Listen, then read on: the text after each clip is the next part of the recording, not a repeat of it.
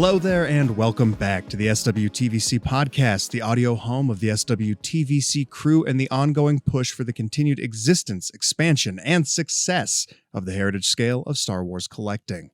I'm Evan Fries, or as you may know me on Instagram, at Mile High Ground, and I am joined today by SWTVC royalty, John Lindquist, aka at The Vintage Concepts, Lewis Cook, aka at Space Hut, and Tyler Frechette, aka at SW Collector 3.75. So most of the gang's all here. We're just missing Carlo.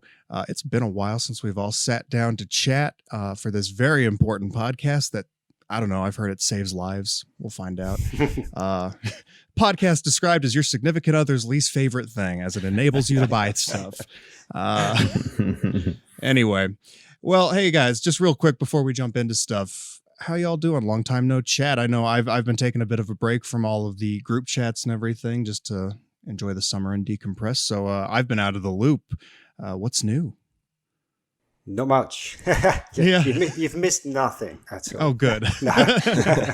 Some stuff was delayed. Some stuff came early. Yeah, you know. Same old. Yeah.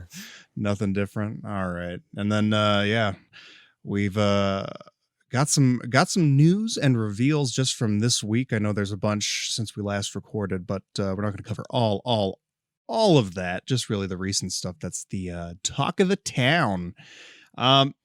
As some of you may know, San Diego Comic-Con 2022 is going on, which it didn't happen last year, right? And it definitely didn't happen in 2020 due to COVID. So this is the first year back. I've been hearing that people are having a lot of fun there. It's really great to see a whole lot of stuff. You know, there's some awesome new movie trailers coming out of there, and plenty of reveals. Real quick, though, before we jump into that, there was a really neat little show, little low-budget joint on Disney Plus back in May and June called Obi-Wan Kenobi. You guys enjoy that at all? Yeah, I did. Absolutely. John, did you enjoy it? Yes, I loved it. You just stood there I was getting everybody else their chance to. I thought your screen was frozen. No. That bad, huh? I thought my heart was frozen, and then Obi-Wan melted it all over again. Yeah. Yeah.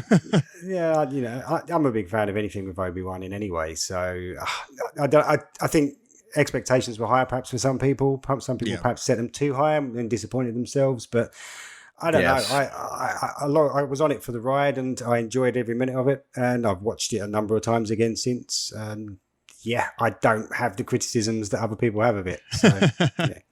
Look at you having fun with Star Wars. How dare you? I'm a glass is half full kind of person. You know, I try and look at the good stuff. Yeah. Half full of what though, Lewis? Exactly. Java juice, of course. Yeah. But I need to rewatch it all again. But I watched the last a few times, and they were just some of the scenes at the very end between Vader and Obi-Wan, especially, were just incredible. And then choking up when Obi-Wan's telling Leia about her parents and everything. I was just like, oh my God, I can't believe I'm watching this. Like, Ewan McGregor back as Obi-Wan, giving an incredible performance, talking to Luke, talking to Leia, saying the line to Luke. I still didn't see it coming, and yet it hit like a ton of bricks when it did. I was just like repeating it over and over and over again. I was like, hello there, hello there, hello there, hello there. Loved it. Tyler, what'd you think? I mean, I enjoyed it very much. I thought it was great. I don't mean to sound like the Debbie Downer of the group. I think that the show did most of the things that I wanted it to do. In most respects, my hopes and dreams were fulfilled. I think that the writing could have been better in certain places. Some of the sort of character motivations weren't quite fleshed out in certain senses. But I mean, I think it was great. I really enjoyed it. It was great to see Ewan and Hayden back. I mean, and I hope to see more of them. Hopefully we see Hayden in Ahsoka. I think the one thing that I wanted to see was like Clone Wars flashbacks. I wanted to see a little bit of that. I wanted to see Hayden in the, his Clone Wars style outfit. And maybe we'll see that in Ahsoka. So there's still hope that because apparently he's confirmed to be in Ahsoka, right? Unless I'm It's like not confirmed by Lucasfilm, but confirmed by everybody else. Yeah, one of those worst kept secret scenario. Yeah. So I mean, I think I'm glad that they included Qui-Gon. That's something that needed to happen. Absolutely needed to happen. I would have liked to have maybe seen it a little bit more of that and actually see him training with Qui-Gon a little bit more. But I guess, there's room for a second season, maybe if we think it's necessary. I don't know how you guys feel about that. I think they wrapped up a lot of the Obi-Wan Vader stuff very nicely. But they also open it up to all the other Jedi that he could save and work with across the galaxy. Quinlan Vos would come in. And I know that one of the original writers has been spilling his guts all over the internet, saying that, he originally had a plan for 3 Obi-Wan movies, and it seems like this series kind of just took his plans for the first of those 3 movies. I don't know how much the other 2 were fleshed out, but, there's plenty of other story they could explore if they chose to do so. And it seems like it did really well, so I think it wouldn't be surprising to hear a season 2 announcement at some point.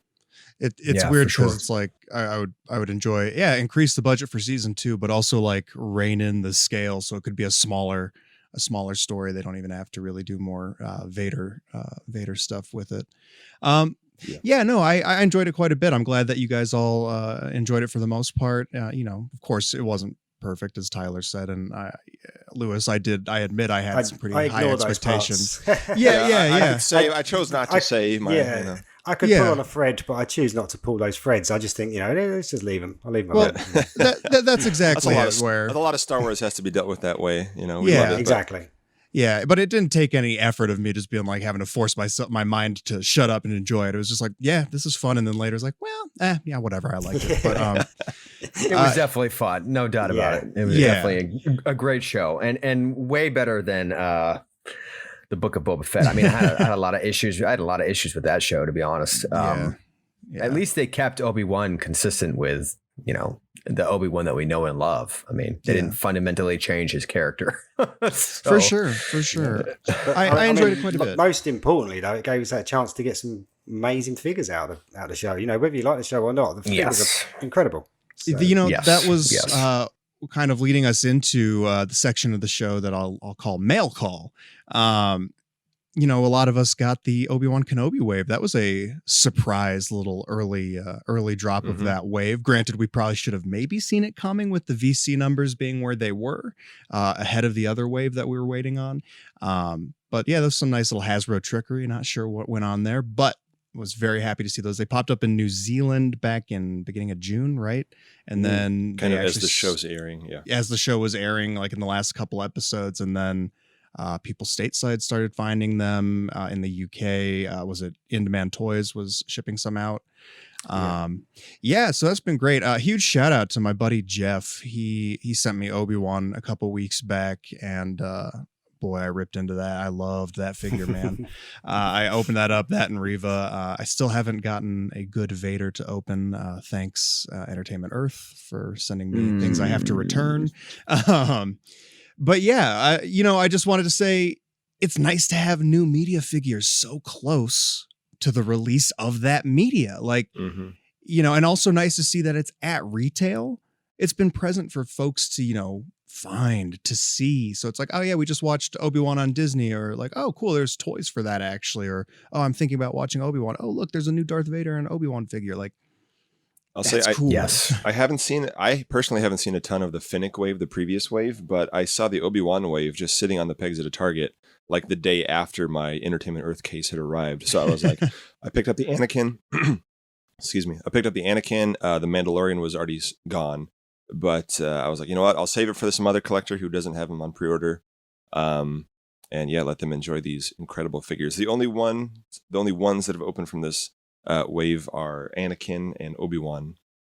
And if I can give thoughts real quick, not to derail it too much, but please go for it. So of course, the Anakin is one that we've wanted for a long time to get repacked. It's a 2013 Black Series figure.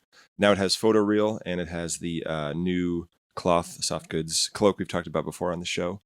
And it's a great figure, but it does show it's showing its age just in comparison to the incredible, astounding, all new, 100% new Obi-Wan figure from the same wave that shows like, what was great for 2013 versus what's great for 2022. It's just an incredible difference. Yeah, but the Anakin is still very good, and it's nice to have it. It's a surprise Obi-Wan Kenobi figure because, of course, we didn't see Clone Wars flashbacks, but we saw flashbacks to right before Attack of the Clones. Yes, which was beautiful. I enjoyed that. I loved that scene. Yeah, those scenes. So yeah, you can set him up with the specialty repack Obi-Wan as well with their photo reel if you want to have that little dual scene going on. But as far as the Obi-Wan himself, just like the articulation, the sculpting, the flesh on his neck is like a different piece from the shirt, which is like plugged in there, so it doesn't have to be like painted flesh or anything weird like that. The way that Lola, there's two different Lola heads, one with the ears, one without, and then you can pop them off of their bases and reconnect them on each other. So there's a floating base and a little like leg base, I guess, which I didn't know you could do that. That's incredible. And he can put his little finger in there to hold her. It's just like, I can't say enough good things about this figure. It's just, it's incredible. And the soft goods robe is just like some of the best they've ever done. It sits absolutely perfectly. Lewis, Tyler, have you guys gotten these figures yet? So I only had Vader came through individually, and I've opened that. That's an incredible figure. I absolutely love that figure. I didn't think I would actually like a Vader figure as much as I love that figure. Really? Only because I've been collecting a long while. I'm probably one of those people that's a little bit, I would say, like fatigued, but I kind of another Vader, but it is incredible. I take back everything I'd ever said about Vader. It's just so good. But the other two, I'll be honest, I've got a Kenobi now. I haven't even opened it yet, so I haven't had a chance. And Reva literally came in this morning, so I haven't had a chance to look at that yet. But based on the Vader, I'm super excited to open those. You're gonna be thrilled, man. I can't say enough good things. Reva is, I would say, maybe not as good as Obi-Wan, but in some ways better, if that makes any sense. Both those figures made me so immensely happy. I think I had them in hand 2 weeks after the finale of the show, and that was really great to be able to be like, oh, I just saw this and I've rewatched it 20 times since, so now I have figures for it. Tyler, how about you? Do you have any of them? I have Reva, and just this morning from Amazon, I got in 5 Anakins. God, I love that figure. I know it's old and people are like, repack, but man, I love that figure. And I've got to do a little bit of work on a little bit of ironing. Couple of the cloaks. Yeah. I got to do some surgery on the cloaks to get them to look the way that they're supposed to. And I'll post about that.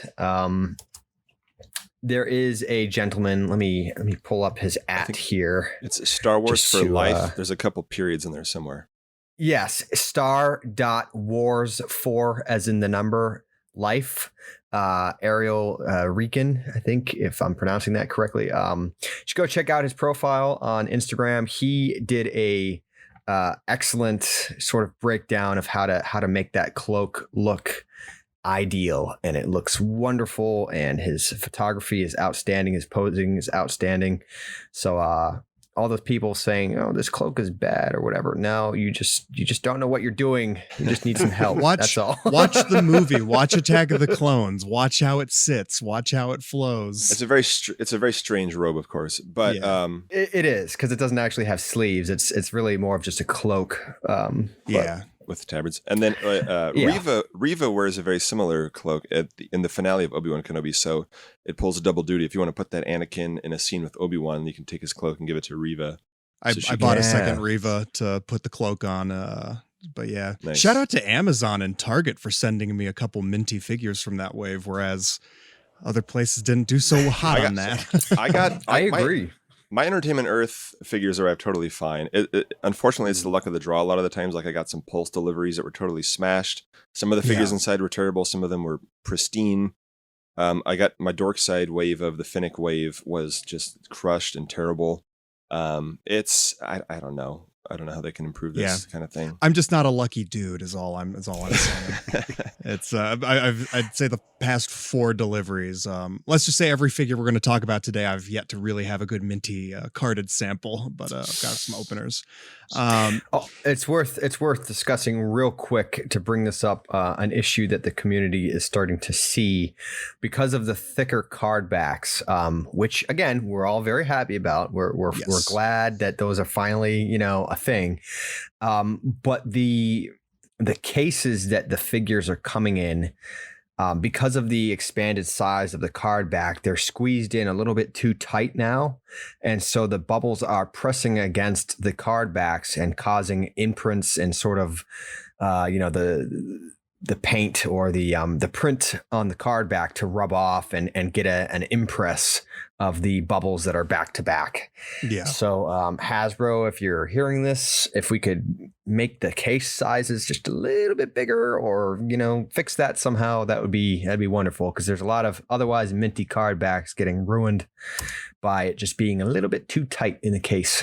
I'll say my wave I just got, like half of them have that and half of them don't. So I don't know what. And like some people have said, the way that it's taped shut, if it's like packed in slightly too tightly, or a little bit more loose, that can make all the difference. I don't really know if there's a better solution here. Some of the cards in years past, they used to have like tissue paper in between the figures, like years and years and years ago, maybe even before TVC. But I doubt they're going to bring that back. But yeah, it sounds expensive. Yeah. extra weight for shipping and everything, isn't it? Yeah. But just to finish your question, Evan, I've got I don't have Vader or the Super Commando or isn't there a 5th figure? There's a 5th figure, isn't there? The man himself. Obi-Wan. Yes, of course. I'm so sorry. I don't have. Yes. I don't have those 3 yet. I have 2 cases of Vader coming from both Entertainment Earth and Big Bad Toy Store. I'm not sorry. Don't be. I have a case of 8 Super Commandos coming. And then I have a couple of Obi-Wans coming. I need to get a couple more of those probably, because you're always going to get wonky paint jobs and whatnot. But I have of course some things about the Obi-Wan figure itself that I'd like to talk about, but we don't need to do that today. That can be another time. I know we got the Boba Fett, Tatooine Boba Fett. Lewis, I know you've had that since I was a small child, and I couldn't even tell you when I got that now. Yeah, I actually think it was back in May. I'm guessing, but we finally got it here stateside. The rumors, it was all true, all of it. It's an amazing figure, man. It's an amazing so figure. Good. Yeah. Like mine even has a little issue on the neck part, and even then, like I barely noticed it and didn't care because it was still so good. I did end up getting a second one because I want to do 2 different displays with them. Yep, I have 2 as well. Yeah, And for the price, it's a little hard, with the Boba tax, paying the extra price there kind of sucks. It doesn't feel totally justified all the time, but I totally forgot about the fact that I was poor when I was playing with that figure. So to me, it worked out. Interestingly, I think the day that was all arriving on your doorstep, so I actually got the Morak Boba Fett. This is why I left all the chats. Yeah. I don't want to hear about the stuff I don't have. But, no, I mean it's on par. Yeah, I mean they're great. They're both great. Yeah, they did a killer job with that. Say what you will about the show, whatever, but like just the design of this look as an action figure is so cool. It just screams awesome Star Wars. I love it. Yep. Yeah. I love it too. It is great. It might be my favorite Boba Fett figure, which sounds like sacrilege because, Return of the Jedi Boba, amazing. VC 186, incredible. Is it 186 or 183? It is. Yep. 186. Okay. Yep. But this one, man, I don't know. I think it's my favorite Boba Fett look. I think it's my favorite Boba Fett figure, and I'm really excited for the Morak one because that was my favorite look. Yes, even over the Book of Boba Fett one. However, just the way this figure presents, as John said, it's just like wow, wow, the power of a figure. It can reframe what you think about something. Mm-hmm. The black looks great. I mean, it's super cool. It's a super cool look. I actually really like it. Like at first I was like, I don't know how I feel about this, because we've always sort of had an image in our heads about what Boba looks like. He always wears a gray flight suit. So I'm kind of like, what is this? I don't know. But it's really grown on me. I don't know. I like it a lot. And even the not to be sacrilegious, but even the retro collection, which is his Morak version with the pants. Yeah. I just love the look of that one too. It looks awesome in any form or fashion, at least in 3 3/4. But I think I might actually prefer that look, because some people are going to get mad at me here, but I feel like that's back when Boba Fett was still Boba Fett. And what I mean by that is sure. The way we John's so mad at me right now. I'm not, no. But like, we've all heard it. We've all heard it. We all know. We all know. On the outline, there's every other line is break for Tyler complaining. I'm just kidding. I think that the way that we saw him in season 2 of The Mandalorian is sort of consistent with the Boba Fett that we know and love, and everyone was really happy to see him back like that. And then they just took a completely different direction with his character in his own show. So I don't know. I like, maybe that's why I like the Morak look a little bit more, but I don't have that figure. I missed that pre-order. Who knows when we'll have that figure? It kept popping back into stock a couple months back, like 3 a.m. your time, and then it started doing that again last week. Just on that topic, it's as a Target figure. There's a lot of stuff that now has a shipping date of like next week, July 31st. But I know that people are starting. I don't think Boba's included, but like the Costco Reeves and Miggs Mayfield are saying July 31st, and some people are finding them in stores already. And there's some other, both like Black Series and like Jurassic stuff, all that was like a nebulous date of at some point in the future. Now it says July 31st for fall resets. I don't know what's going on, but my Target has a new, I saw they have a new planogram, so they're going to be resetting at some point this week. I'm not sure if that's company wide or just my location, but the planogram has spots for Miggs, Casca, prototype Chewbacca, Saw Gerrera for Black Series, and a couple other Black Series things. So we'll see how that goes. So I guess long story short, it feels like with some of these Target exclusives, we kind of just pre-order and hope and pray. But now they're becoming real. Some of the Black Series stuff that some of us pre-ordered a year ago are about to hit finally, and it's just like, all right. I was pretty sure that the Tatooine Boba Fett was actually just a prank, and that Lewis, everybody outside the U.S. was just pulling our legs, like, look at this incredible figure, and we weren't ever going to get it. So it really is an incredible figure, though. I absolutely love it. I love it. I did leave something off the notes here for the mail calls. Republic Troopers came in from Shop Disney, and then the Pulse ones came just last week or the week before. So, just over a year after pre-ordering it, a repack. Strange. But anyway, I like that figure. I never had one loose. That's great. I forgot to cancel my It's Pulse got a good orders. Face on it as well, hasn't it? It does. Nowadays, the face upgrade is brilliant. Yeah, it's great. I'm really happy with that. I meant to cancel my extra orders because I only just wanted an opener and a minty one, and instead I have 7 now. So whoops. Things don't change. That's for sure. We also got Shea Visla and Tropical Lando gaming greats came in over here. Where did those come in for you? Because I bought them from Pulse, so God only knows when those will show up for me. Shea and Lando, I got them from Entertainment Earth, and I got a Lando from Dorkside as well. Okay. Thanks to Dorkside for me. Yeah, I have a minty Lando thanks to Dorkside. Otherwise, I don't have a minty Shea, but anyway, that's all right. Shore Troopers are actually just shipping out now. I think I saw someone mention that they got charged for the Shore Trooper pack. Minor shipping. Yeah, okay. So those are coming from Hasbro. They were up on Shop Disney out of nowhere. I think they're still up, and they shipped real quick. I got mine the next day. So lots of stuff happening. Lewis, of course, you have a ton more than we do. You just showed off some goodies before we started recording. Yes, Well, obviously talking about the army builder packs, I mean, my Imperial Death Troopers actually came in this morning. So again, we seem to be almost one pack ahead of you at the moment on that. But I only bought one of those. I mean, again, I think we've spoken about this before. It wasn't the most exciting pack, but I picked up one. I sort of opened it and then put it to one side. I'll look at it later. But yeah. But are they as shiny as you thought they were going to be?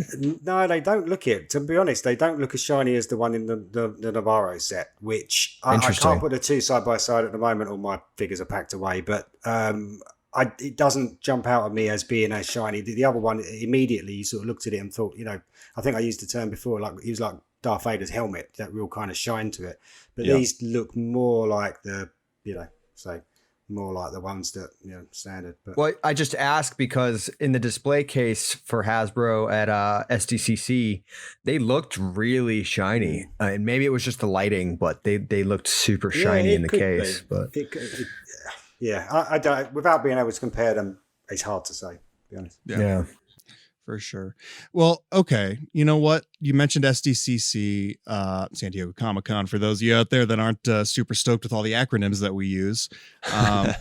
You know what? There's a whole bunch of reveals for San Diego Comic-Con. We're going to get into those. But before we jump into those, there was just a little piece of news that just stealthily dropped by, Thursday? That Hasbro reached out to some outlets and let folks know that plastic-free packaging is coming to the Black Series and not to TVC. We're keeping the bubble. The bubble's saved, man.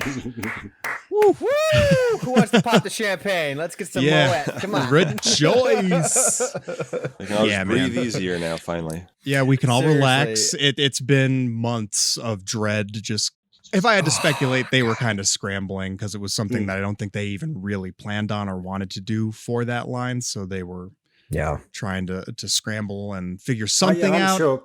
We spoke about this before, didn't we? I'm sure. I mean, this is a Hasbro thing, and I'm sure the Star Wars team themselves, when they heard the news, probably thought this is not good. It's not good for us. Yeah. And so you've got to give the Star Wars team credit to actually have pulled this off, because but it's easy for people to criticize them and say, it's a silly decision. Why are they doing this? But it's not them, and that's the thing. Yeah. And they've fought for the line. They have fought for it, and unfortunately for Black Series collectors, they've been a casualty. But I think that the importance is the historic packaging, the TVC, the retro falls into that as well. And I think that they've fought for that because they know how important it is. So I would give the Star Wars team credit. I think it's all credit due.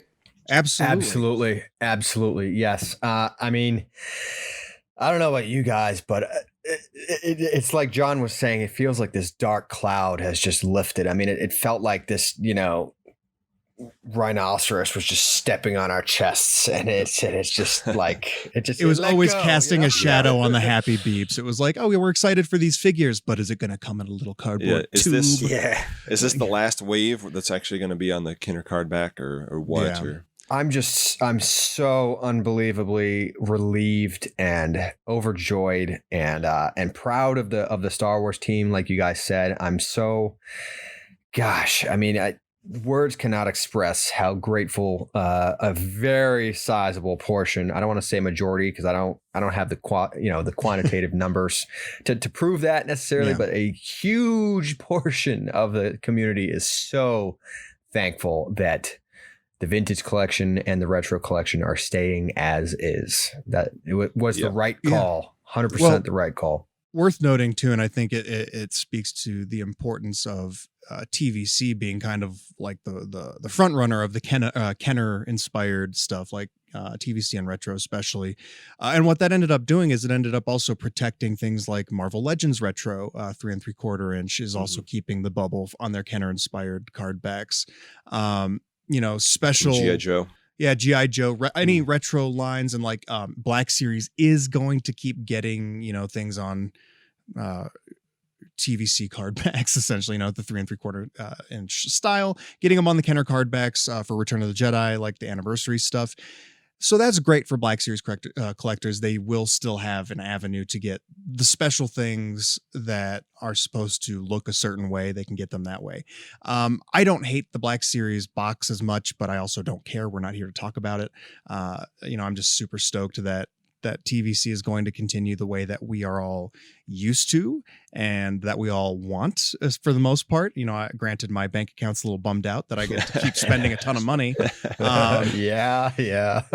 When I was planning on scaling back a little bit, but you know what? That's again, power to the Star Wars team for recognizing that there were a lot of people with buying habits that would have changed drastically in terms of supporting these lines. So, and especially with the resurgence of stuff like the Master of the Universe stuff from Mattel, treading on the nostalgic 80s card backs, McFarlane jumping into it with the DC Superpowers stuff, which is now hitting a lot. You'll go down a toy aisle anymore and see tons of stuff inspired by Kenner, Playmates, like all the old Mattel stuff, lots of retro. Nostalgia's hot. So this was like the worst possible time for them to want to change that packaging. So I'm glad that they don't have to pull out of the game that other companies are just getting into. Absolutely. It would have super bummed me out to have seen, like the Super 7 Reaction 3 3/4 figures at Target with the bubble, but not TVC or whatever. Yeah. And, and we've all talked about it. We recorded a few episodes or parts about this that never made it out because we were all just so sad and dour about it.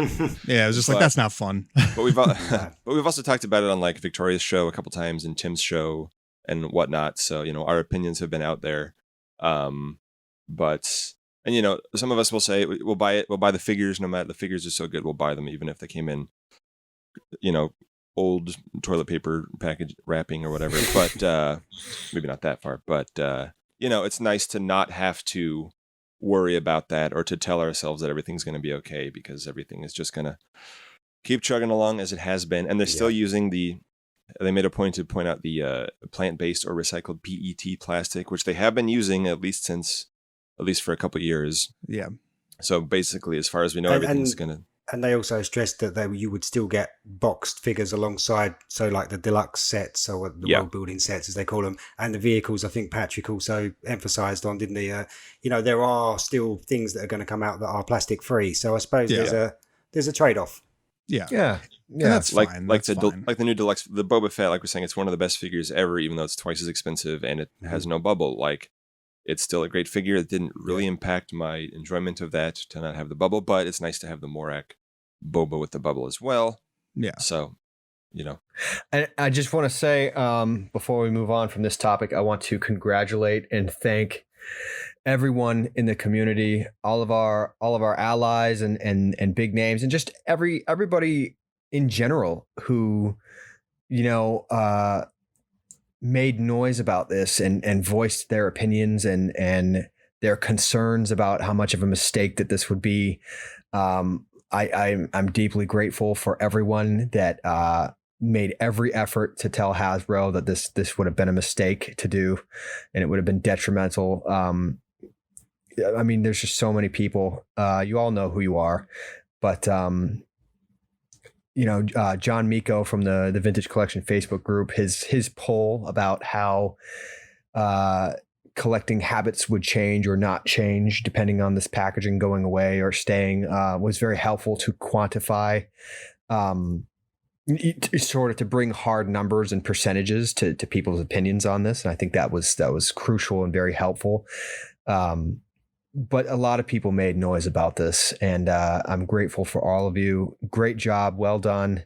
And, for those who don't really care about the packaging, they were kind of like, whatever, I don't care. It's like, that's fine. You open it and throw it away. That's, and you don't care if it changes. That's fine. But what you need to understand is how that would have affected profits, how that affects other people's buying habits besides you, because the world is a bigger place besides just you.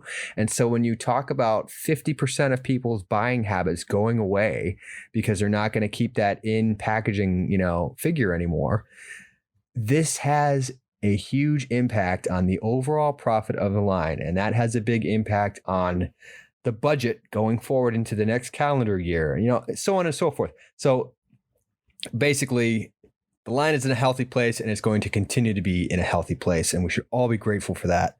So whether you don't care about packaging or not, understand that this is the best thing for the line. So it's a good thing. We went on our own Obi-Wan Kenobi trajectory where Plastic Free was coming and there was plenty of people saying, hey guys, don't worry about it. The fight's done. It's over. Go bury it in the sand. Quit. Just hide. And here we are several months later, and we're all standing here just hello there. We've got renewed faith. It's nice. So I very much I feel enjoyed that. some pep in our some new pep in our step. I don't know. Yeah. It feels good right now to be a TVC collector. It feels real good. Tyler's happy because he knows that at some point, hopefully, he'll get that Thrawn on a bubble. Yeah, which, I think it's still on the table. That was your biggest downer, I think, when you thought that was going away. I know that was the one thing that was just killing you, absolutely killing you. Well, yes, because all right, I don't want to get off on a tangent here. I know y'all are sick of me, but we have all these expanded universe figures from the vintage collection. We have Shay Vizsla, we have Darth Malgus, we have Starkiller, we have all these different expanded universe characters, and arguably the most important expanded universe character that has ever been and ever will be, granddaddy of them all, Grand Admiral Thrawn. We still don't have him in the vintage collection, and it just absolutely it would have just killed me if he didn't make it onto a Kenner style card back, because his live action debut is like imminent. We're so close. We're so close, and I'm like, get him on a card back, please. That would have stung. But thank God. Well, you know what? We did get, going back to San Diego Comic-Con, which is where we started this tangent in the first place, reveals that happened there. We got some really good ones. And before this news dropped, we saw, before the show, it was revealed the Rescue set, which is a multi-pack. It does have some plastic in it, so I was kind of wondering where that was gonna land. John, you've got some details here that. Yeah, well, about that. So it was revealed ahead of the Comic-Con, so I think everybody assumed it would be a Comic-Con exclusive, but then they said, actually, just kidding, it's only going to be on display at Comic-Con, but it will be available at PulseCon, which is coming up this September 30th and October 1st, which in 2020 and 2021 was sort of the Hasbro equivalent of Comic-Con, where they sold their exclusives that I believe were going to be, that were developed for San Diego to begin with. But anyway, it's 4 figures, 3.5, honestly. I'll just run them down real quick and say what's new, and then we can get into them if you like. But there's the Dark Trooper with a new battle damage head and lots of nice flame effects from good old Din Djarin, the Mandalorian himself, with a lot of new effects, including a flamethrower, whistling birds. He has a soft goods cape. I haven't compared it to the Razor Crest one, but it's, I'm sure, along the same lines. The Beskar Spear, which has so far not been made in any scale or figure fashion. It appears to be based on the Maldo Kreese figure, but without the snow deco. So this one is one that has rocker ankles. It doesn't have the new style hips, which I think is just about the only other thing they could do to really make it perfect. I think there may be some armor issues, whatever. There's also the final full-size figure is Moff Gideon, with a new soft goods cape with the Darksaber. He doesn't have I know, Tyler, you were hoping for an unlit Darksaber, but we don't have that yet, unfortunately. Just but he cut has the blade off your extra one that you'll have now. But so he has a Darksaber so he can menace a child known as Grogu, who has the little baby handcuffs, which I did not ever expect to see in the line. No. Which that might be the highlight of the set for me. Yeah, that's cute. I loved it. But so so it's not I don't think there's anything. I think they mentioned Grogu might be a new tool. He looks a lot like the one with the Ahsoka figure. Yeah, I wonder if they maybe made like his wrists like a little longer. Yeah, it looks slightly different. I did see on Instagram someone put the two side by side, and it did look like, in the most part, it was the same figure, but I think some of the hands looked like they'd been changed, and possibly even something on the face. But it wasn't a great picture, was it? It's obviously a prototype, and it looked a little bit weird, to be fair, at the face. Looked a little melted. Who knows? Yeah, who knows what it will come out like. Yeah. I think that's a great set. I'm really excited to see it. Someone might be missing from that set, though. It's called The Rescue. I don't know who could be missing. Maybe the next reveal. Who else came in from Comic-Con proper? I would say when I saw that set, I was surprised that he wasn't part of it at first, but then it kind of made sense when you give it a bit of thought. But, Yeah.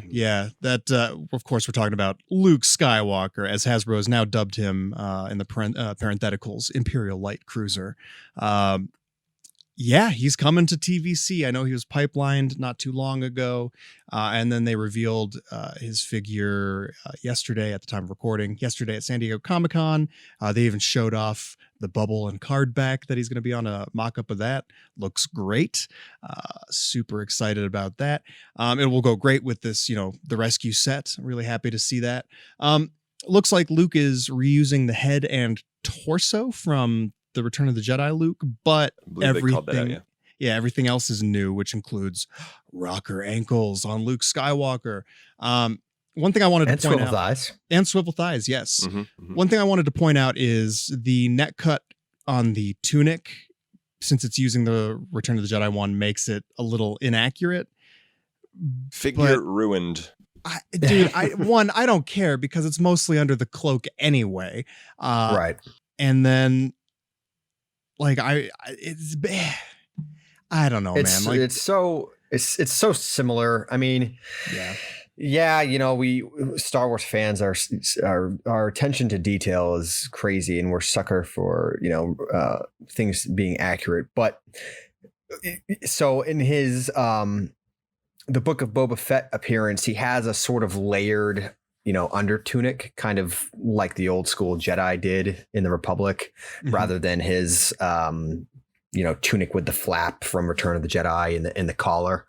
So yeah, it is a little bit different. But if you have played Star Wars Battlefront 2, the campaign, specifically the mission on Pilio, where you get to play as Luke Skywalker, and he finds that little compass that you later see in a brief blink and you miss it scene in The Last Jedi.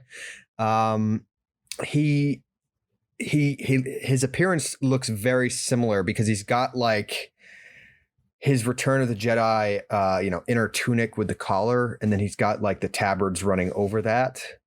And in The Mandalorian, the tabards are a little bit longer. Sorry, guys. Chewie's going crazy. Probably a squirrel or something. But anyway, so if you've played Battlefront 2, this figure is a nice stand-in for that appearance. Yeah. But I think the figure looks great. But he's got the new, I don't know. I don't think they needed to give him new arms. I don't know what the new arms are going to give us that the old ones didn't, even though, whatever. Some versions of the Return of the Jedi. The new elbow joints are a little bit easier to work, aren't they? I think perhaps it's just, if he's like the Obi-Wan figures in terms of articulation, then I think it'll be spot on anyway. Can't fault it.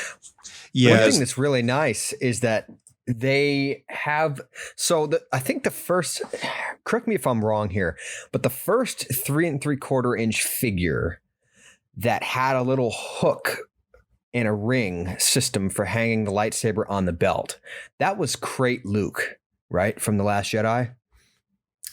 Or was there figure that ever had that? They've been doing that for 20 years. Yeah, in TVC, maybe Crate Luke, but I know they've got a lot of the ones that have the pegs that they put in, but I know what you're talking about, like the little thing that sticks, the hook that sticks off the belt. Like a hook and a ring. Right.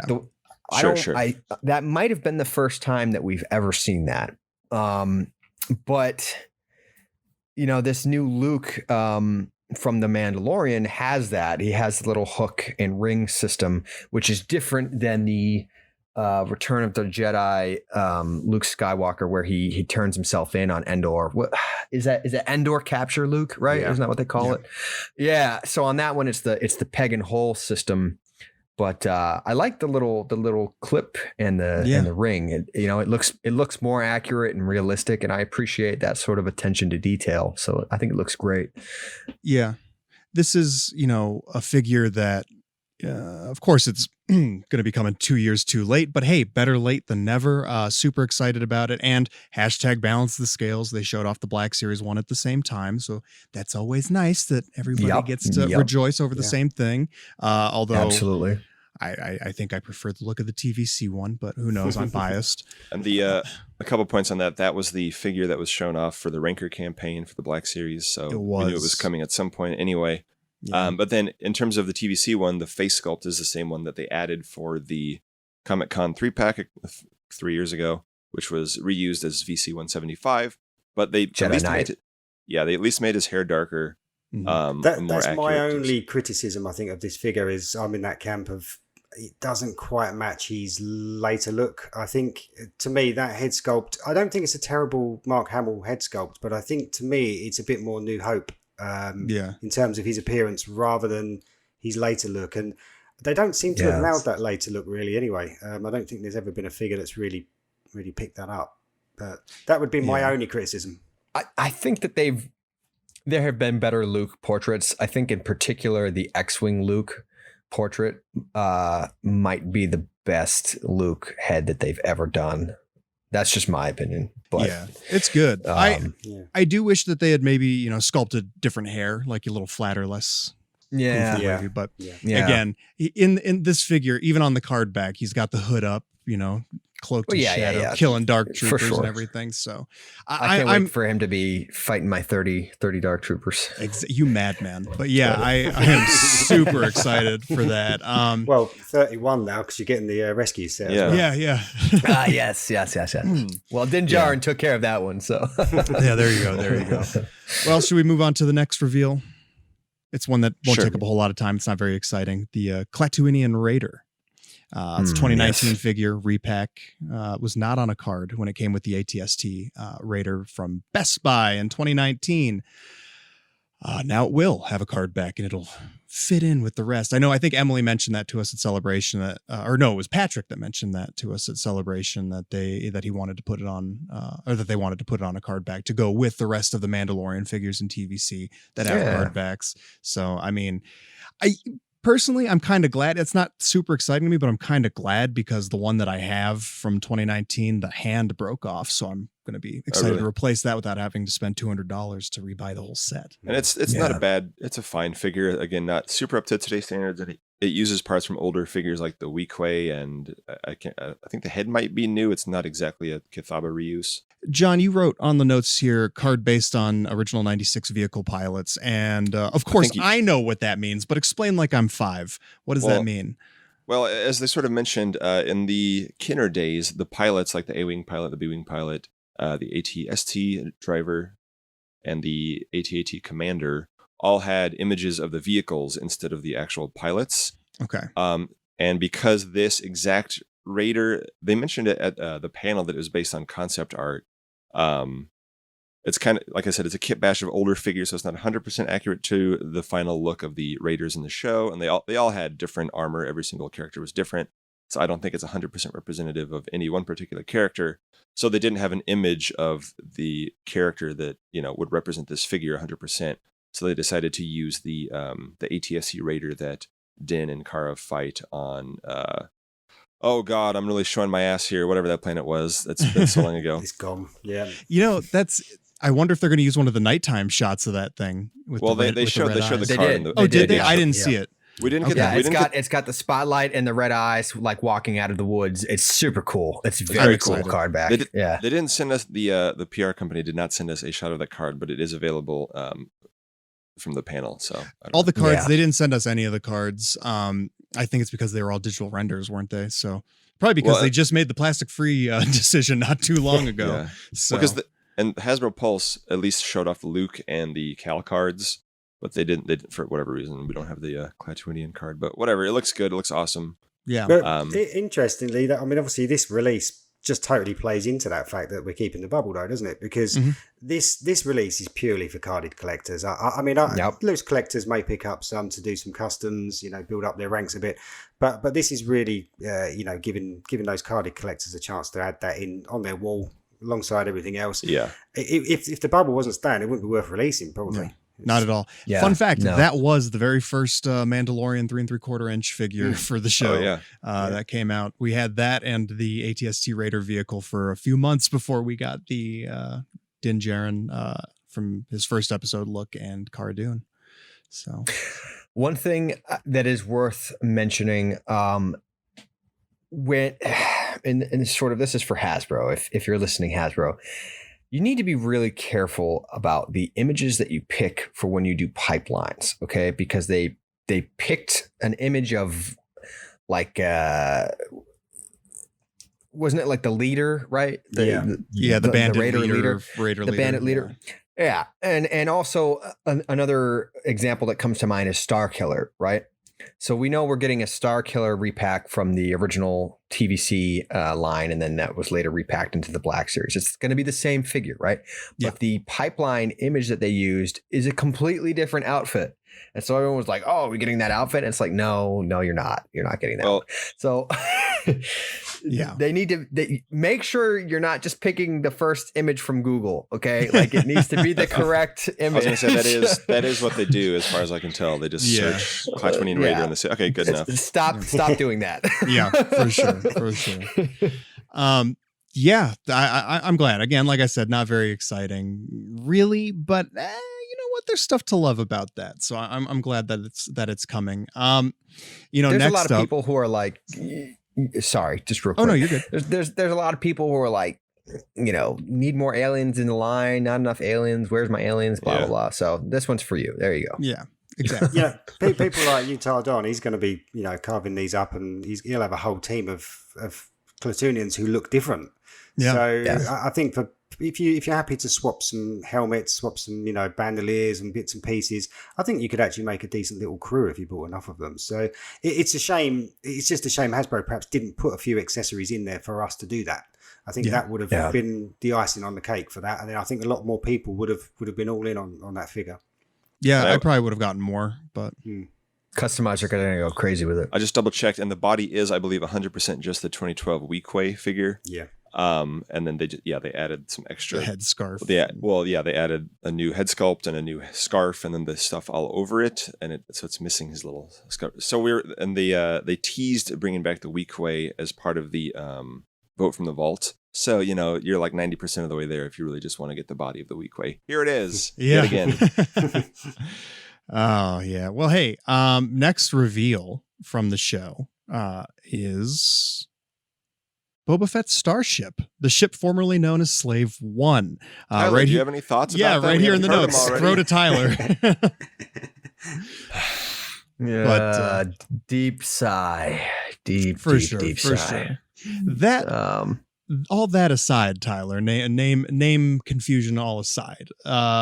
There's no confusion. Yeah. Well, not on our end. But yeah. No, I know. I'm just kidding.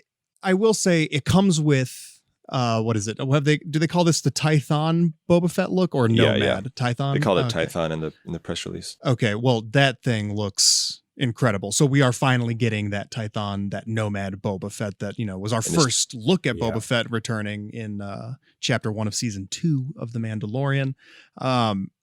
John, you wrote, did you write here? Yeah, you wrote here that he has new stuff. You wrote a lot of this stuff, but I appreciate the credit.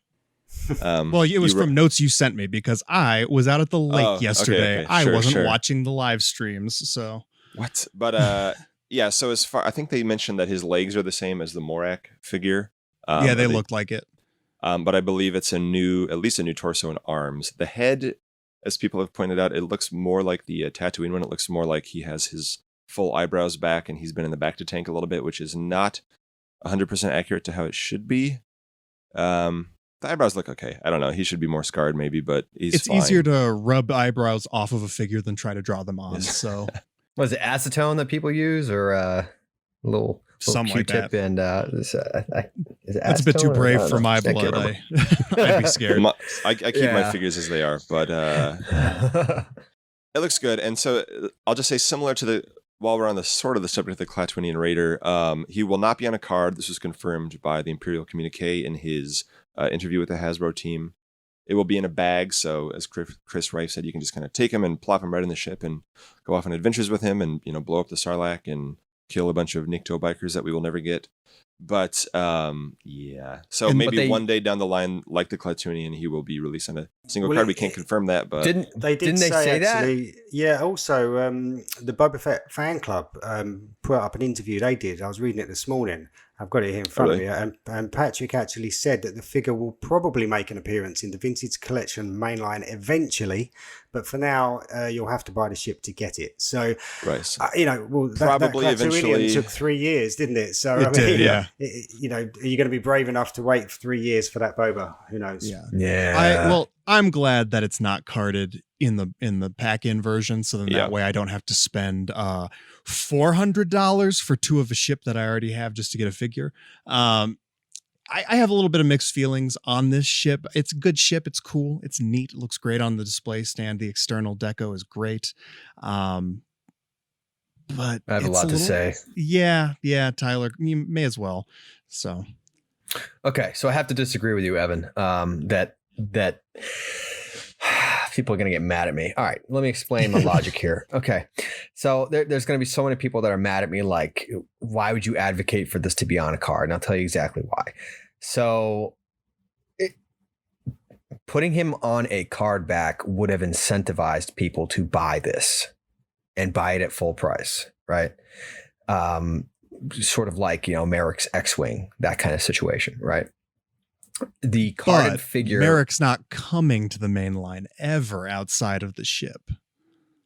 Yeah, I mean, I get it. It's not a main character like Boba Fett is, and so it's a slightly different scenario. But so here's the thing, right?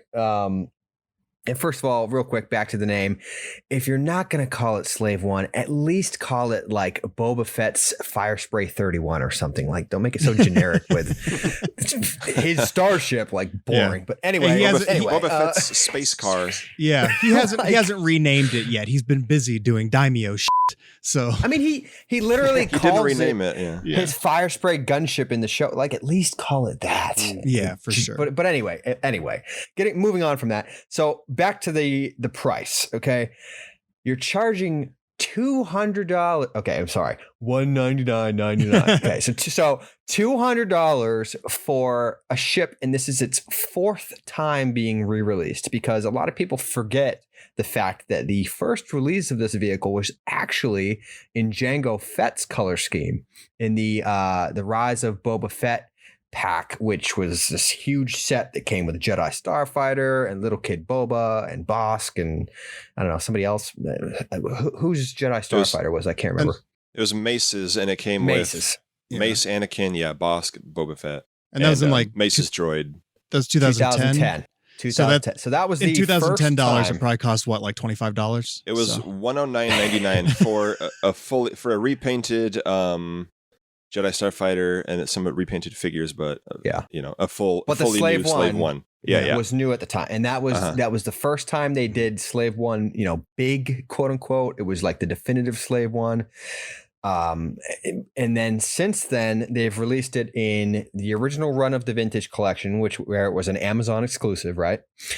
And then they released it again a year or two ago in a different different packaging and with a different paint job and with a stand, right? And the previous release was $150. Okay, and I'll say real quick, the first vintage one was $69.99. Okay, thank you. 2013. Okay. Yeah. Thanks for looking that up for us.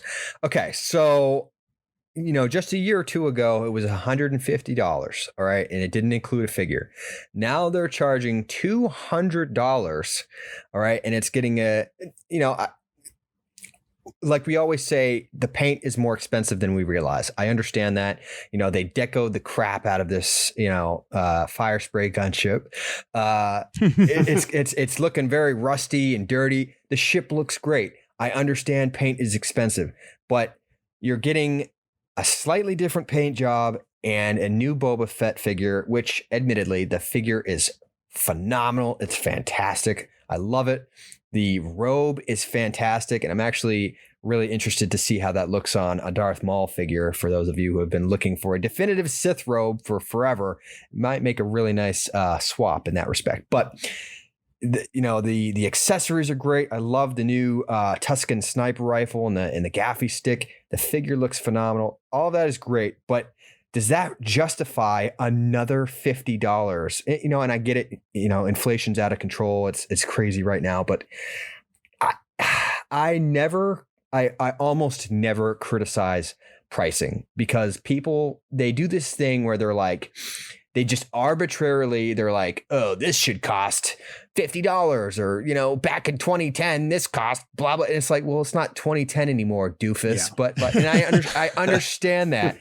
I understand that. So I don't criticize prices, because I'm sort of like, I give Hasbro the benefit of the doubt and good faith that they are charging only what they need to maintain their profit margins, and that they're not grossly, price gouging us. Okay. 99% of the time I give them the benefit of the doubt on that. But in this release, the $200 price tag is just egregious. If it was an all-new ship, it would make sense. It's so high. It makes you wonder what they'll charge for an all-new ship, doesn't it? I mean, if we do get the M1, what are they going to charge for that? If this is $200 for something that they've already got to tool. Well, and that's the thing, is the tooling has already been paid for 3 times over. This is not a new ship. So why are they charging 12 years? Why are they charging so much money for this? It's just insane to me. I'm sorry. It's just nuts. Yeah. You guys can see I have the old one from 2 years ago, which they also made a big deal when he came back in season 2, where they were like, we're releasing Slave One again. Yeah. So in 2021, they did another run of it. Of the 2020 version. Yeah. And I think that was like $8 more. So currently on Pulse, the most recent one was $157.99. Anyway, the weathering looks very, very similar to this one. Like even the 2021 had a ton of deco, a ton of weathering. This one has more, I will say that, but like they clearly use the basis of the 2020, weathering patterns, tampo, deco, stampos, whatever you want to call it. I made up stampo, but they're using the same. There was a lot of weathering then. Is there $40 more weathering today? I don't think so. I don't know. No, and that figure isn't $40 either. No. So I mean, well, and that's it. Looking at things that are so close in release, like 2020, 2021 to 2022, $40, $50 price jump. Like, I think it wouldn't be as bad if we didn't just get it, a year ago. Yeah. If they had waited for his return. Well, they wanted to have something out for Empire Strikes Back, and it wasn't going to be figures. So yeah. So this goes back to what I was saying about the card, right? Like when you're going to charge, I'm sorry, I don't think this is going to do well. I really do not think this is going to do well. I think that people are going to be clearance vultures on this one. They're going to wait for the price to go down. And I have to be honest on this. I normally do not encourage that kind of behavior. And I tell people that's very bad for the line. That's a bad habit. You shouldn't do that. But in this particular case, I don't blame people. I really don't. The price is. Do you think they're trying to price that in, though? Do you think they're trying to price that in already? Yeah, they're ready. They're ready for the clearance drops. You might be right, or just on the basis that it's selling at that price, therefore they haven't got to shift as many of them. This isn't going to retail, is it? It might. It's a Pulse exclusive, isn't it? Okay, it's a Pulse and fan. I think and fan channel. I'm not 100% sure on that. Actually, that's an interesting point because Pulse generally don't clearance stuff that. Yeah, so maybe it's just going to sit there on their site. They do sometimes clearance stuff on their eBay store. But yeah, I'll say go ahead, John. Sorry, I just confirmed. Yes, it is Pulse and other fan channel. So okay, yeah. So I think that having Boba on a card would have helped to get more people to buy this at full price. Yes. I would have been upset about that, though. Yes, because I would too. I think because people would have to buy 2. Yeah, it could have goosed sales, much like because I did buy 2 of the X-Wings and 2 Razor Crests, but I'm tired. I'm tired of doing that, and I don't like to do that. Yeah. So from their perspective, it would be great. From my perspective, I'm glad they did not do this. Yeah. That's one where I'm definitely going to order one of these because I love to have one of at least every vintage collection product for record, the scale of record. I like to have one of everything. I like to have it all. That's my little cross to bear. And I'm just really happy though that I'll be able to just open it up and, pop the figure out, enjoy it. And then not have to worry about tracking down a second one and comparing the card backs that I get folded into the box and all that stuff. And if the price does drop on it, if it does get blown out, I would buy a second one. But the flip side, Evan, is that you buy one and it's on a card, and then you think, well, actually, I don't want to open this because it's the only one I've got. If they was on a card, you've got that figure. Yeah, and then it's not loose at all, and then you don't get the benefit from it. So it's a double-edged sword. Yeah, it's a hard one. I think it would be a little bit easier to swallow if it had, even if it was like $165.99 or $164.99 or $174.99. Like that would be not great, but a little like that $25 is different. And even though we're not going to cover this one, there was a reveal of more retro collection in New Hope, the other 6 from the original 12, which are coming out. Currently, you can get that set of the first 6 of, Luke, Han, Leia, Vader, Stormtrooper, Chewbacca. They just did a reissue of those for Disney. It was at, the parks, and it's on shopdisney.com now for $69.99 for those. And those figures were $9.99 when they came out. So the $69.99 is a bit of an increase already. The new set that they're doing with the next 6 for A New Hope is $94.99. It's $25 jump. It makes those figures almost $16 each. And you can still get you can order them right now for the other ones for $25 less. It just makes it hard to swallow these prices where it's like, I get that these are quote unquote new sculpts that they had to do, to redo the Kenner ones. Yeah. But it was just one that I really am hoping that, I know we've only got another hour and a half, but I'm hoping that someone comes out and be like, oh, whoops, we mistyped. It's $74.99. Well, it's not the first time. Yeah, that's happened.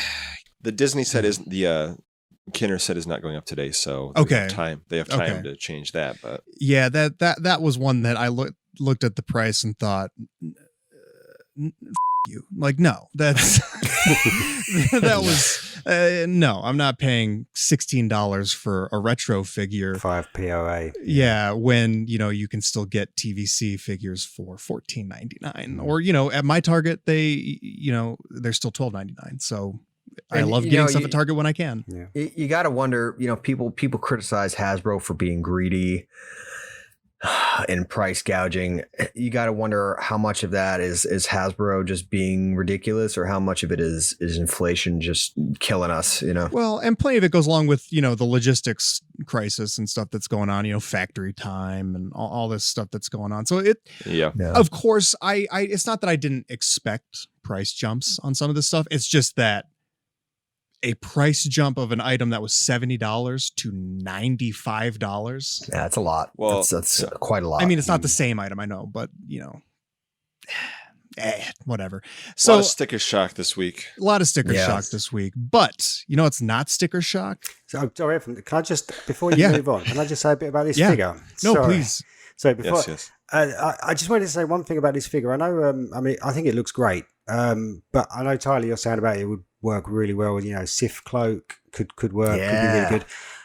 I just am slightly cautious with this. With the Morak Boba, on his promo images, he had cloth soft goods that looked like this. They were neat, smart, nicely cut. The actual figure that's come out is much more like a Tusken Raider. But to the point where it's fraying really badly. I mean, my one straight off of the card, he's got, again, I talked about pulling threads earlier, but, if you start pulling those threads, there's going to be nothing left of that thing. And I just look at this figure and I wonder, his look in the show is a little bit Tusken Raider-ish. So I do wonder if it's going to look like this, ultimately as this promo shot.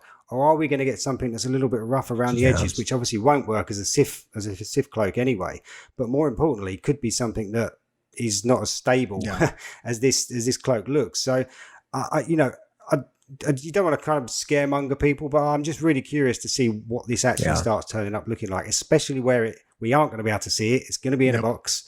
Until someone gets it in a baggie and the first person's getting that and opening it, we really don't know what we're going to be getting on that. Let's just say for the record that we hope it stays like the pictures. Of course. Exactly. Yeah. And hopefully they've seen some of the comments on the Morak version and changed that. Yeah. But who knows? Not a lot of people have got that yet, so it may not be as widely known as perhaps it is. That's a good point, Lewis. Thanks for bringing that up. Yeah. I'm interested that one of you said that, what was it, Patrick was hinting that this Boba would be in the main line, could likely be in the main line at some point. Yeah, we may have to wait. But John, you've also said this to me many times of course Hasbro isn't going to tell you they're going to offer the same figure that you want for cheaper when they want you to buy the expensive thing first. Yeah. So I'm surprised that they even so much as mentioned that it was a possibility that it was coming to the main line. So I hope it's not as far out in the future as it seems for that to show up. I hope he shows up next year at some point. We're still waiting for the Figuring Dan set, aren't we? That they kind of suggested would come. But still waiting on those Dr. Aphrodroids that they said were going to come 4 years ago. Again, they say a lot of stuff. But I don't know. The orange card Fett any day now. Orange card. Well, at least we're getting orange card Luke. So. Oh yeah, it's worth mentioning real quick. There's a few people. I don't know if it's too late in the process. I thought about mentioning this earlier, but I didn't want to interject. But since we are bringing it up, there's people saying that the pill color would look better if it was green for Luke. Yes. Yeah. And I definitely agree with that. So I don't know if it's too late to make that change, but if that's something that you can change, Hasbro, you should probably do that. Yeah. John, did we both do green on our mock-ups of that? Yes, because so sometimes Hasbro defaults to the original Kenner thing. And so the original Tatooine Kenner Luke back in 78 had an orange, pill and coffin on his card.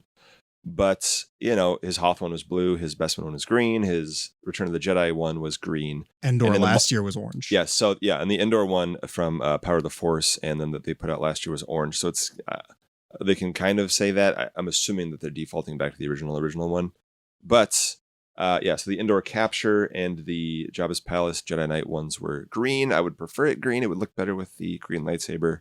Green and orange don't really work together that well.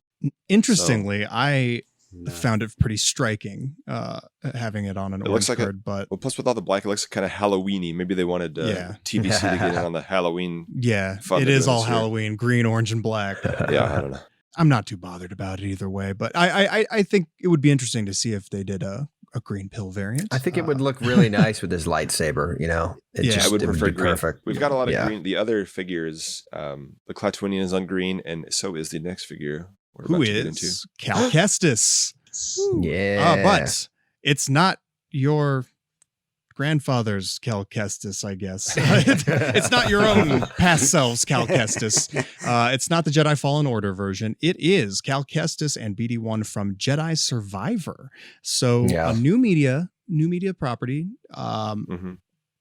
Yeah, I was honestly surprised that they did this. I know Yak Face had been I think there had been murmurs of a Cal maybe coming to Vintage Collection. We've all been asking for it. Gaming Greats wouldn't really be the place for it, even though Cal is a gaming great. When it comes to those are a lot of retools and repaints as opposed to anything new. So I'm glad that we finally have Cal in TVC. I do hope we can get the Fallen Order version at some point. John, I know you wrote Surprise Bitch. They can't. Because people have been comparing him to his first game appearance, and it's overall, I mean, the vibe is similar, but the details are all different. I think maybe he could reuse the lower right portion of his arm. Just put a poncho on him and call it good. Take off the beard deco and call it good. This is not the black series. We can't just do it. No, I know. He's gotten a haircut in between his adventures. He's grown out the 5 o'clock shadow a little bit. He's slimmed down his silhouette a little bit, but he got rid of the pink poncho that he got at the end of the last game. You wrote, John, that BD1 is articulated head and legs. Yes, because there were some leaks originally of this figure, but it looks like, from what I can tell, it looks like he has multiple points on his legs, which is awesome to see. And I believe his head is articulated. It almost looks like the antenna are separate piece. I don't know if they're articulated. Sometimes we get ahead of ourselves with the Mandalorian rangefinders. So in one of the pictures, the antennas are it's hard to explain, but they're not positioned perfectly, parallel with each other. So one of them is further back than the other one, which makes it look like it is in fact articulated. That'd be awesome. If they articulated Lola, so yeah. So it's awesome to see, and again, hopefully this can lead to a Pelimato with her. I think BD-59 is her droid. Maybe I'm making up 59 from Lola. I don't actually know what her BD unit is. But. Oh man, yeah. I'm so happy to finally have Cal in TVC. Yeah. Of course, it's not the look I would prefer. I'm not a huge fan of the Survivor look itself yet. The figure looks amazing, so I'm excited to get it. I agree. And again, let me just keep hammering this drum that this figure was revealed and announced before the game is even out, and that, we know we're getting it. And we're also, since we got that pack they revealed at Celebration, the, more fodder for him to fight of the KX security droid, the Magna Guards, the Riot Trooper. that's great. We finally have the main character to throw them around. And so that's Black awesome. Series is also getting a B1 battle droid from the game. So it looks like you fight those too, which is interesting. But and there's a really cool white stripe down some of it. So I'd love to. The other Jedi Survivor figures that were announced for Black Series, we already have those in Vintage Collection. So balance goes great both ways. But so it'd be awesome to see that B1 battle droid. It's hard for me to be excited plastic, for, of course. Yeah, I was going to say it's hard for me to be excited for any B1 battle droid because I just don't trust it to be actually hard plastic. Usable. Yeah, I've been so disappointed and just really not a fan of the ones that they've been putting out. The Tartakovsky one was good though. Credit where credit is due. Yeah, that was much more. And I'll say real quick, going back to our SWTVC March Madness from this year, Cal Kestis was number 8 on the submissions and did well in the bracket. So it's awesome to see yet another one of we've gotten 2 of the top 10 so far checked off between him and the Dark Trooper. Even, of course, it's not his Jedi Fallen Order version, but it's a Cal. So we'll see how. I will. He's my. Go ahead, Lewis. Sorry, go on. I was going to say he's my number 2 on my top 25. Nice.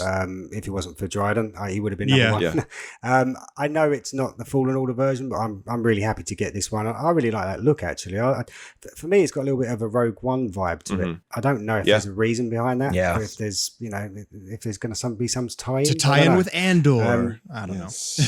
I just kind of feel that perhaps might be where they're going with it. But no, I like the look. But I still want the other versions. Yeah, definitely. I will echo both of you. I prefer his original game look. But regardless, I'm very happy to have Cal Kestis finally.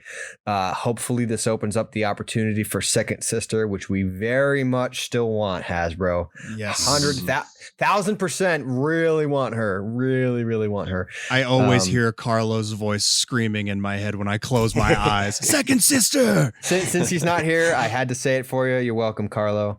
Yes. But... It's interesting because this figure might be useful for some custom, fodder as well, and especially maybe the legs, and the belt. Yeah, I could see people making some sort of generic smuggler kind of people out of this or whatever. Yeah, I was going to say, it's pretty cool. On that point, both Cal and Luke, I think, can provide some good. Their arms and legs can provide some good, generic and Wandering Jedi Obi-Wan too. Yeah. And just to throw out other human characters. Yeah. Just to throw out another name, there's a good friend of mine on Instagram. His name is Alien Tech. I think that's TEK. Alien. Yeah. Alien Tech TEK 80. He has started a new series where he's sort of dissecting all of these new figures and pulling them apart piece by piece and expanding all of the engineering to show you how these things are built. And they're really... I just saw his Vader one. Yeah. So this is the first. He wanted to start his series with Vader. I've seen him post some other figures that he's broken apart, like Death Watch Mando, for example, from The Mandalorian. But... it's going to be really helpful to customizers to show them, how you can piece together certain figures. Sort of the engineering on these is just on these figures these days is just incredible. It really is. And it also demonstrates. I don't want to kind of keep justifying price increases, but it does demonstrate what goes into these figures now compared to even when people say, 5 years ago there was only this much. Well, figures were nowhere near as detailed, articulated, and just not engineered. And it's totally different figures now. Yes. So you've got to understand that that's what goes into them. Truly a new standard for 3 3/4 inch figures. A lot of our geeking out about it too. This podcast we're talking about. TVC. 3 3/4 inch action figures. Card backs. Vehicles. But I really hope that, folks like Emily and, folks on the Star Wars brand team and folks like, Sarah Reynolds that we interviewed on the show. I really hope that the folks that are on the design and engineering side also realize that we're just as fanatical and, interested in this stuff where it's like your art is awesome, man. We're nerds and we get into the nitty gritty, but that means it's awesome getting to see all this incredible work, and the outcome of that is just we're all pretty stoked about it. So when we nitpick stuff, that means everything else about it is awesome. And Yeah. we just need something to fill the air. Okay. Yeah, exactly. It can't. There's not much to criticize these days. Positivity doesn't sell. Come on. Yeah. So you're doing something right when we're criticizing pockets on Twitter. yeah. Figure and Dan trash. We're kidding. Yeah. No, much like Thrawn, we appreciate art. So Yes, very much. All of these figures are what are the Twilight things that Hera has, the Calicori. Every figure's a Calicori. Well, you know what? We got the pipeline refilled a little bit because we had Mando Luke was on that pipeline, and we just saw him. Who else is in the pipeline? I think before this was Paz. The artillery trooper. Oh yeah. Okay. The artillery stormtrooper, Paz, which we'll get into in a minute, and then at Celebration they did Paz and Star Killer. Yep. Okay. Who was the other one? There was another one at Celebration. Oh, Hunter, of course. Hunter. Yes. So we didn't see any of those. My brain's all scrambled from all the conventions going on. But exactly. So pipeline is good. We got a couple more things thrown in the pipeline. Endor Han, John, I saw you stealthily update here. It says partial new sculpt. I think, interviews with other people after the panel have confirmed that it won't be 100% new. So God only knows. Hopefully they don't use any of the existing Endor Han. As we all know, that's one of our least favorite figures. It's one of the worst ever. It's funny that was in the pipeline because as soon as I saw that, I thought that's okay. Because if you would have told me even just 2 months ago, and how we just got the Endor Han crap repack last year, and you're like, hey, you know what? Hasbro is gonna, take another crack at this Han. I would have been like, hey, cool. Can I have whatever death sticks you're smoking? Because there's no way they're gonna circle back to that. Yeah. That's amazing. So you know what better time than Return of the Jedi 40? So I'm glad that they're gonna hopefully give that figure some proper updates to bring it into the modern era. And then, by that figure, I mean that character. I hope it's not that figure that one's left in the dust. We don't have to paint another one. Yeah. I don't want to look at that again. Look at I it. will say, because they're also reusing the legs that were sculpted for General Lando and Bespin Han around 10 years ago. Mm-hmm. Those are still coming again on the Bespin security guards. So I sort of wonder if that will be the reused parts. I'll take. I'm hoping that they're going to reuse, at least from the waist down, young Han from Solo. Yes. That would be awesome. I've been thinking about that. That would be smart, right? I mean, they could do that. That's true. It doesn't have rocker ankles, though. It doesn't. No, but it doesn't. Again, that's still partial. That's partial downside. tool. And it doesn't have the new hips, but it has the previous new hips. Yeah. So that Han is an underrated figure, and that one would benefit from photoreal. I think a lot of people are sort of forgetting that figure is a thing in terms of how this retool might be. People forget Solo was a thing. So they can even use, because his shirt is very similar to the Endor Han one. It's right behind me. I can't grab it right now, but there's a lot of pieces they could use from that figure. You're right. Yeah. Yeah, that'd be great. Yeah. So, and then people are hoping that can get a new Hope Han, maybe a new Force Awakens Han, much like the 2004 vintage original trilogy collection Han, which still has legs coming out on the indoor version last year. New Han parts. He doesn't change his wardrobe a whole lot, so they can kind of his sleeves are a little different. His pants are brown instead of blue or whatever, but same vibe. It would be another high mileage sculpt, just to even if it was mostly new, not entirely new, mostly new Han. That's, again, like you said, it would provide so many options for them to do modern definitive Han Solos finally that earn their place on our shelves of, not looking pathetic next to an incredible Lando. And then it's like, but here's the 20-year-old Han that's fallen apart and looks like he's melting. So whatever. We also got Admiral Piet, new sculpt. Yes. Is in the pipeline. Yes. The one I think that excited me the most. That one. Oh yeah. I know, Tyler, you've been frothing at the mouth for that kind of stuff. And so, here it is. Can I talk a little bit about this? Yeah, one? no, it would be stupid if we didn't let you talk about it, because I know. I saw your list. Yeah. I did see your list, Tyler, that you put on the SWTVC post, I think, and it was sort of God knows how many lines long of you could do this, you could do this, you could make this one, you could make this one. Yeah, Tyler's getting excited already. Yeah, I mean, this is, dude, we've been talking about this for like literally years. This is a high mileage sculpt. Yeah. Oh, so high mileage. I mean, this is like as high mileage as a freaking Stormtrooper. It's like a mile. High. It's like this is just printing money. I mean, it's and the Black Series, to their credit, they understood this years ago. Yeah, they did. And I'm going to list them all off for you. And by the way, Emily saw that story, so let's hope that she takes some ideas from it.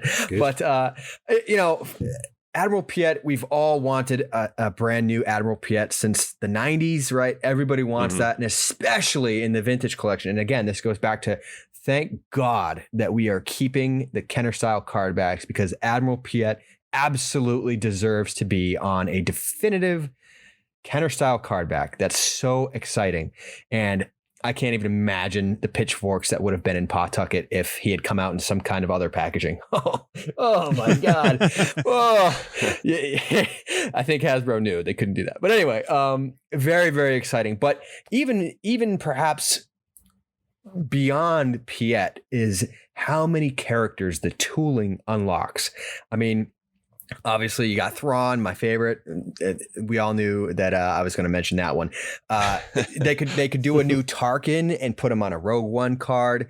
They could do Krennic. Everybody wants Krennic. We want Krennic so badly. Yeah. And actually, they can do two different types of Krennics if they really wanted to. They could do his Scarif look where he's got his cape, and they can do his Edu look where he's wearing a rain poncho and the cap, right?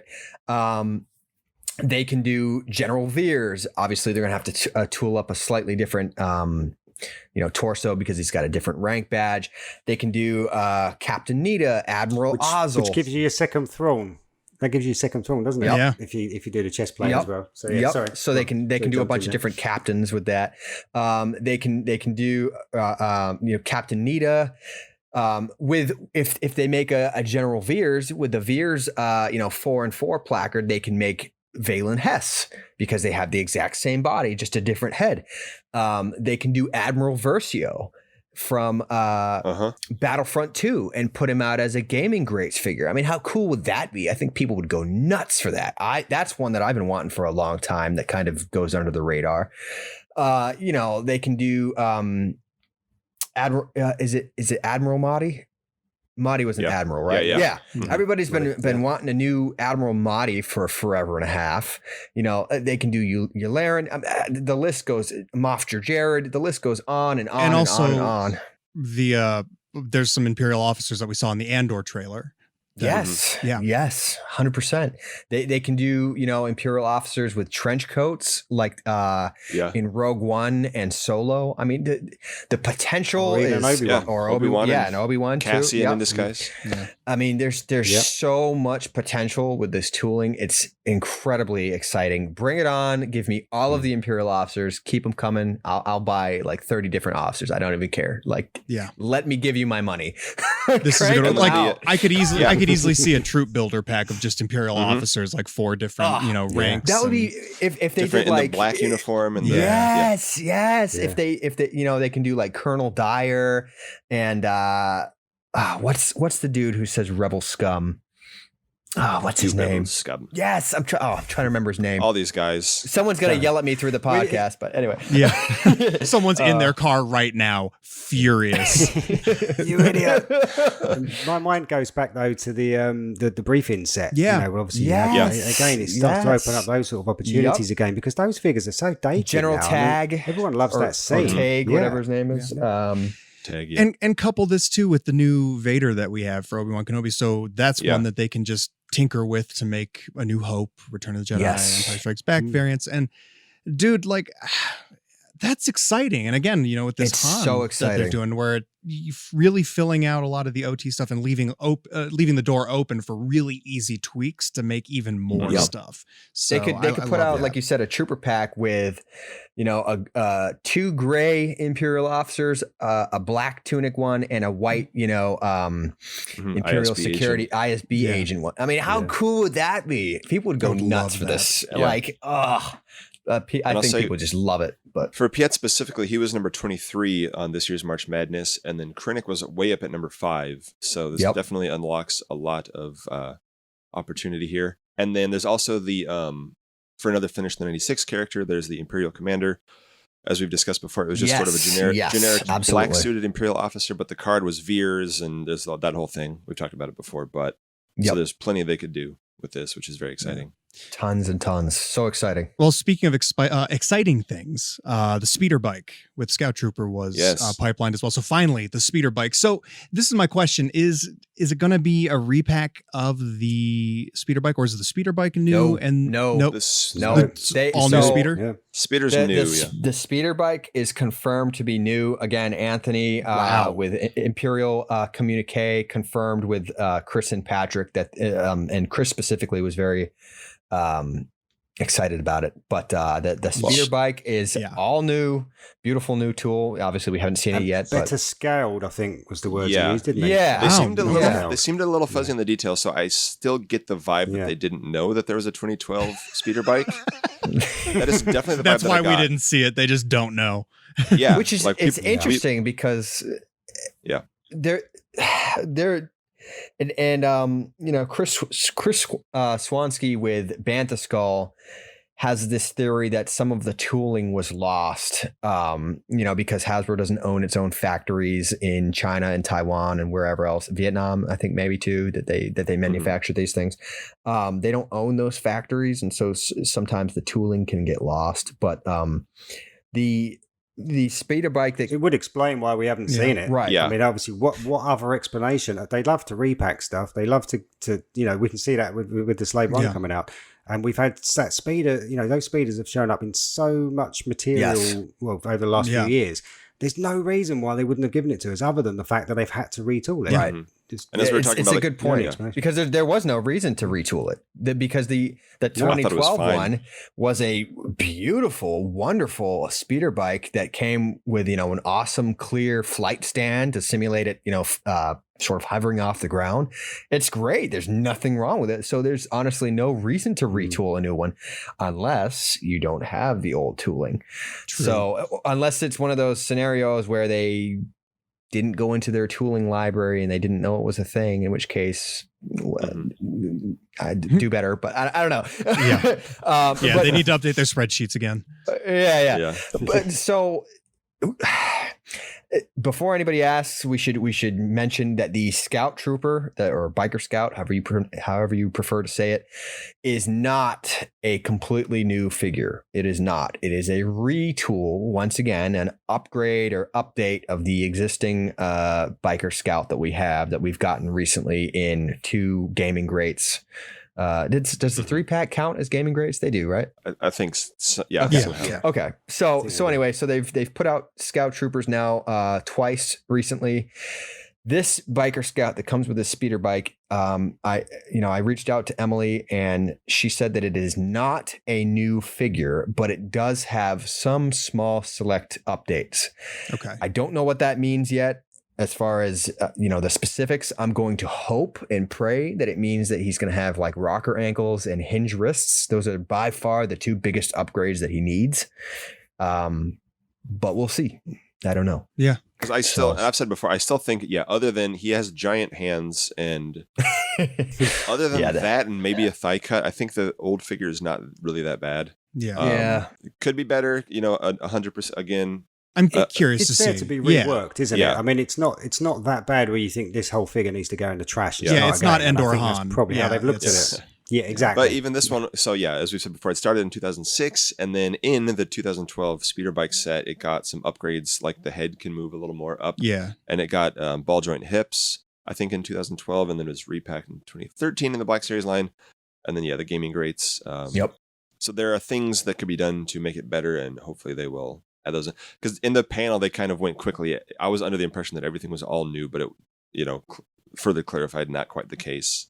I think Chris did confirm again in that interview that I think he used the words renewed some parts. I can't remember how he worded it, but it sounds like they've updated something. But and we know it's not photoreal. Well, it's not a horrible figure, but I would be remiss to neglect to say that even though it's not a horrible figure, I really do think it's time for an all new Scout. And I think that this would have been the opportunity to do that.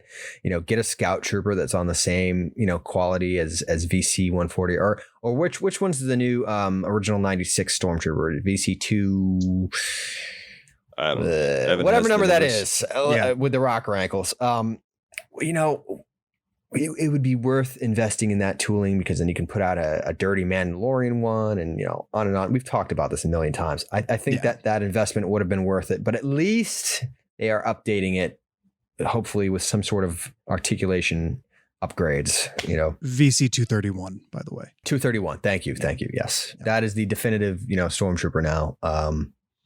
And we need a scout trooper on that quality. We also need a snow trooper on that quality. Here's what I'm envisioning in my head for the speeder bike is a subline of TVC, the speeder bike collection. You can get Endor Leia with speeder bike, Endor Luke with speeder bike, Papalu with speeder bike, Scout Trooper with speeder bike, IG-11 and Grogu with speeder bike, all this stuff. Yeah.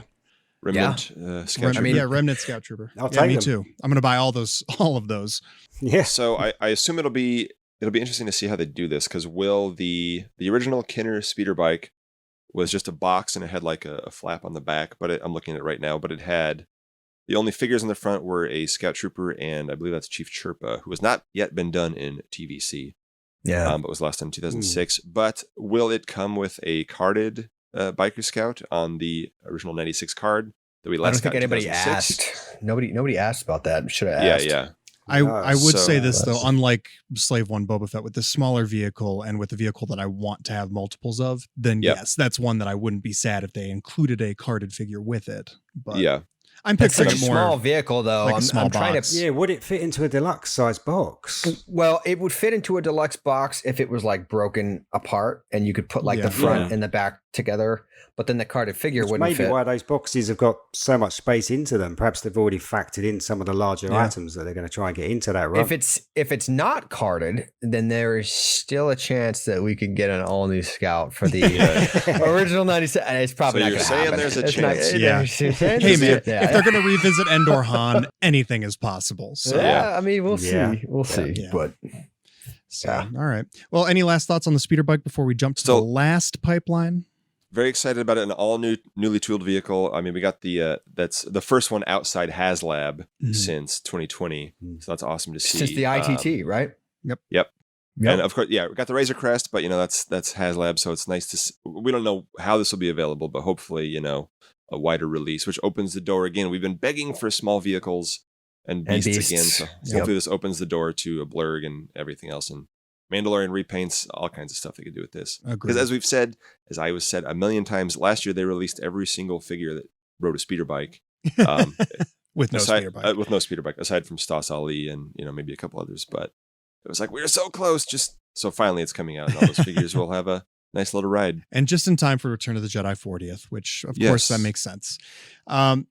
So the non-Return of the Jedi pipeline edition is a clone trooper again, but it's a phase 2 clone trooper and it's a from the ground up new sculpt, if I'm not mistaken, right? Yes, that's the one they 100% confirmed is all new. Real quick, what's the difference between phase 1 and phase 2 other than the helmet? Just the helmet. So I don't know if I'm like a little sad that I have so many of the current clone now. Well, but everyone has. I'm questioning my financial choices now. I just wish that the order of operations had been the other way around: is make the new sculpt and then make a ton of money off of it. Well, it's not. Because I just got. I mean, it's not just the phase 1, is it? It's all of the Bad Batch figures. It's all of the 332nds that have come out, the 501st. That old sculpt's been used a lot lately, hasn't it? Yes, and we're still waiting for the 4-pack, the Trooper 4-pack with the phase 1 with Lieutenant and 3 shinies. Yeah. So great. I'm stoked for this. Like, I cannot wait to see how that turns out. A 2022 engineered clone trooper figure. Oh my God. Yep. Like I can't even. So we've seen them now in terms of the stark white with no Legion colors or battalion colors. We've seen them in the Bad Batch in the early days of the Empire, and we've seen them in Andor recently. So I think this is several prominent names in the community have called for this recently, namely Tim from Boss Bounty, Victoria from Victoria's Cantina / the Vintage Collection podcast, Chris from Bantha Skull, I'm sure many others that have said that I hate the skinny clone mold and blah blah blah. We even asked Emily at Celebration, and she was like, "That's something we could look into." Yeah. Yeah, you're sneaky, Emily. You're sneaky. You're welcome. Yes, it was all us. Yep. Yep. Alongside the Magna Guard pack. Yeah. You're welcome. No, Yeah. but I mean, it's even if I'm butthurt because I just bought 30 or 4, actually I think it was 40 501st clone troopers on this now obsolete clone mold. Mm-hmm. It doesn't matter. You know what? It's a worthy tooling investment. And now they can get all those battalions out again on a truly definitive clone mold. I assume it's going to have all the bells and whistles, rocker ankles, the whole shebang. I have no doubts that this is going to be the definitive clone trooper mold. Yeah. Even though we haven't seen it yet, there's no doubt in my mind that they're going to get the proportions right, because I have no reason to believe it's going to be as good as the Mando. Yeah. Yeah. Those Mandos we've been getting, the articulation on them is just so good. Yeah. And it's going to be a clone version. My only hope is that they don't do what they did for Black Series, where they tool a clone head but then glue the helmet down, and they're warped and they're not quite on right every time. So please do not do that. Don't do that. Just give us a solid helmet sculpt. Do you guys want a removable helmet, or do you want a separate? No, I'm so. What they did recently with the new 501st, where they tooled up a beautiful new Tamora head. Mm-hmm. I want swappable heads. So put the figure out on, with his Tamora head on the body, and then the helmet as a swappable head, not a removable helmet, offset from the figure. Then you don't get the oversized helmet, because that's the other problem. Exactly. It's not just the legs. It's the helmet. Exactly. So swappable heads is the way to go. But then we're going to have 100 Django heads on the ground. It's going to make me sick. Puke. Just put them in your tackle box. Yeah. I would say if they do this, I don't think they need a Tamora head outside of specific clone troopers. Agreed. I'm sure they're going to turn this into new commanders and new. Here's what I hope is they do Legion packs in the 4-packs of the troop builder packs, so that they use this and that they just release one every month of a different Legion with different officers. 100%. And maybe a couple TEM heads in there for the officers and captains and whatnot. I think I wouldn't be sad. I bought a bunch of the 501st and the 332nd from this year, and I don't regret it, despite what I said earlier. I don't mind the current clone buck, but I'm beyond excited for a new one. So, does this mean we will have gone a full, clone sculpt upgrade without getting the commander and captain phase 1 on that VZ45 body after all? God. Yeah, so they better get those. They better get all 4 phase 1 clones out right away. Yep. Just bypass that issue altogether. Yes, please do that. Yeah, please. Okay. Well, hey, that's awesome. All those pipelines and all those reveals, incredible. And we bonus this week because on display, these are kind of leaked, but I call this fair game because they're on card backs that are on display at the Hasbro booth at San Diego Comic-Con. There were a couple extra figures spotted on the back of a couple cards, and those include the Artillery Stormtrooper from The Mandalorian, which is likely a repaint, it looks like. They'll have new accessories, with new accessories, which is great. I'm excited about that. Another new media thing, Cassian Andor in his look from Andor. Black Series just had theirs revealed the other week as a con exclusive thing, whatever. Super happy to see that here. And another character that hasn't even been revealed yet, Vel Sartha, who we are all assuming is from Andor. Those look to be both new sculpts just based on the little image that we were able to see. And again, I'm over the moon because new media around the time it's relevant. Figures. Yes. Okay. Anyway, that's my thing. I love that. That makes me so happy. New media and new tooling, both very important. Yes. Yes. Which maybe indicates that perhaps Lucasfilm isn't being such a pain with being secretive, and they're actually giving Hasbro the assets in a timely manner. We'll see. Because it was interesting. Going back to that. What Emily said from Celebration, that it's about the directors, the filmmakers giving them assets. We're only just now getting Book of Boba Fett stuff. Yeah. Right. But we got Obi-Wan Kenobi stuff very very close to the show, and we're getting Andor stuff, leaked ahead of the show. Yeah. And because there's a lot of the Andor stuff seems to be a little looser than some of the other shows where like we're actually getting shots of the characters, promo shots ahead of time, and some interviews with the creators and stuff like that. So hopefully it won't be as tight-lipped with Andor, but we'll see. Yeah. Let's kind of tie this into closing thoughts here about all this stuff. I just really want to touch on that. With all these reveals and the stuff, and including the stuff that we just have in hand now, like the Obi-Wan wave, I've really been loving this focus on newness, where Hasbro's coming out and saying like, oh yeah, we are proud to say that we're newly sculpting this, or, rest assured, this Imperial officer is going to be a new sculpt, stuff like that.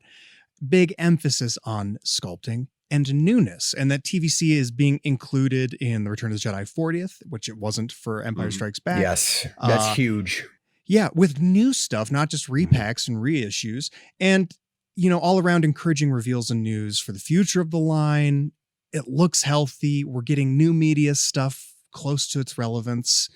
Of course, keep pushing for more and all of that. But right now, and again, keeping the bubble, keeping the look of the line, I feel great about the future prospects of TVC. There's a lot here that encourages me, and piecing it all together, it paints a pretty broad picture of Hasbro is seemingly starting to take some aspects of TVC quite seriously, and really busting their asses to try to at least have some kind of output in some capacity, where of course we'll be let down by some of it.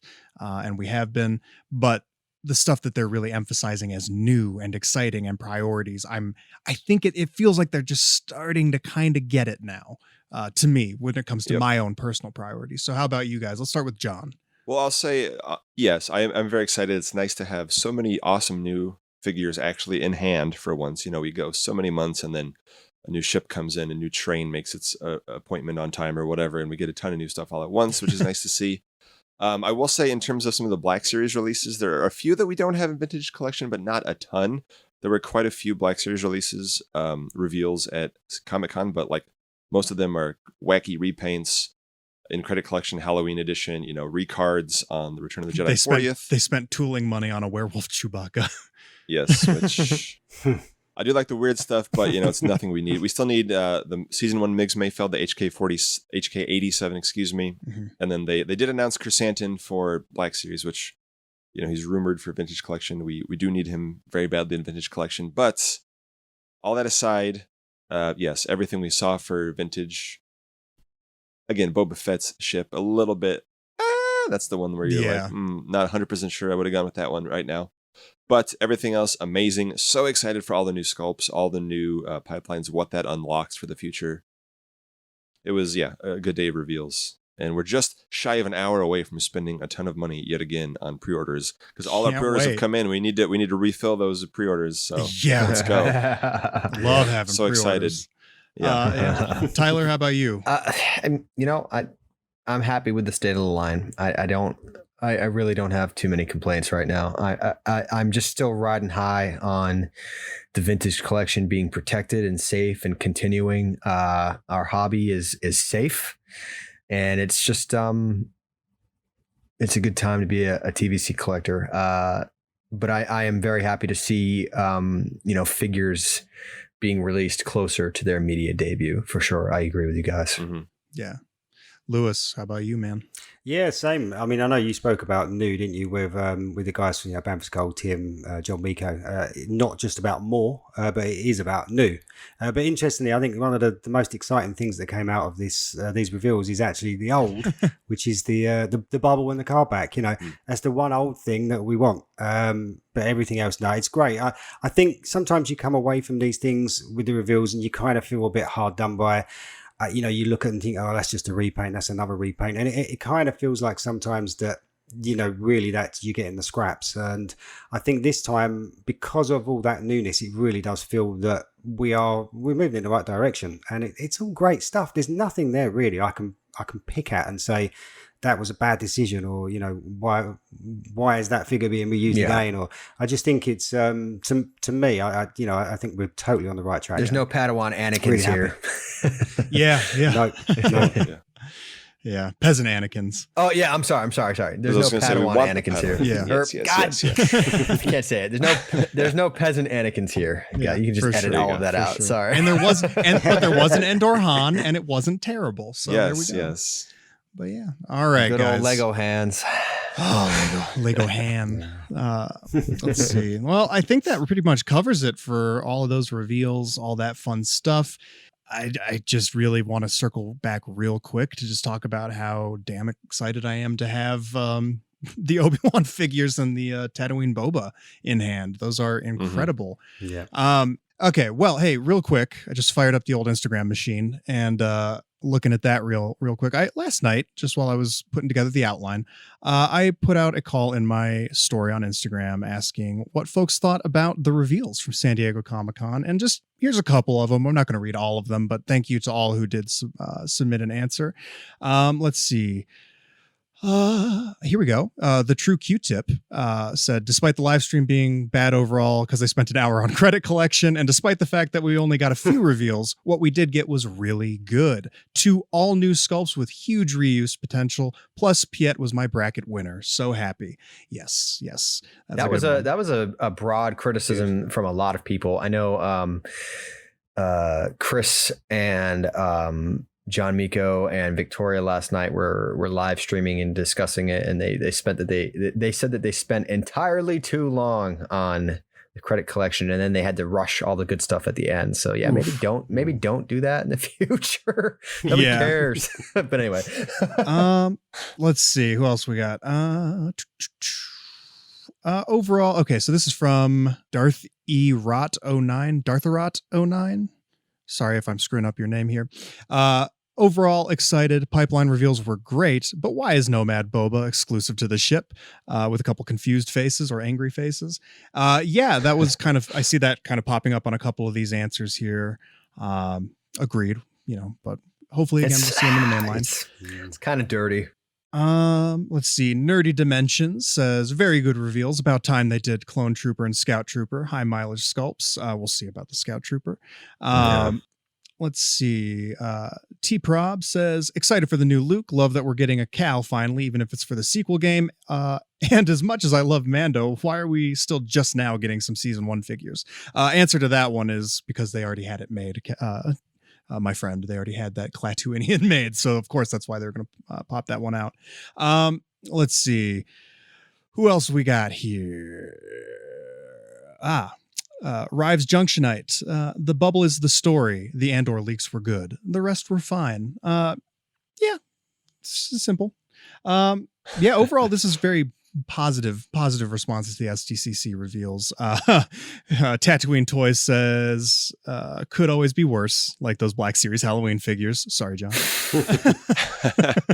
I'll be in the minority. I know some people are big mad because they're like, I don't even collect the Black Series, but I'm saying there's a lot of Black Series collectors who are like, really? This is how you choose to spend your tooling dollars and paint and blah, blah, blah.